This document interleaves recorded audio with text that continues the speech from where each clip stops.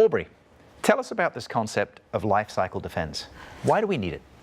So the reason why we need it is because if someone's coming after you with a targeted attack, it's going to skate right through your perimeter defenses. So what we need is the ability to identify those things that we've not seen before more rapidly. What lifecycle defense does is allow us to implement blacklisting and whitelisting capabilities to essentially filter out things that are known good and things that are already known bad, and really concentrate on those things that we haven't seen before.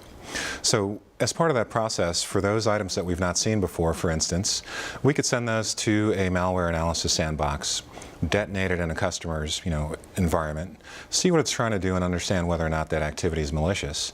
And then after we understand or we determine what that artifact is trying to do, we can feed that information back into the cloud, whereby sharing it with all other users that are participating in, say for instance, Blue Coat's Global Intelligence Network, or in the case of the DoD, they can imagine to have a closed loop version of that database for them to interrogate. And how can this architecture be adapted for a closed loop environment? Well, I think that's really quite key. So when you think about it, we are collecting data worldwide, globally, all the time, right?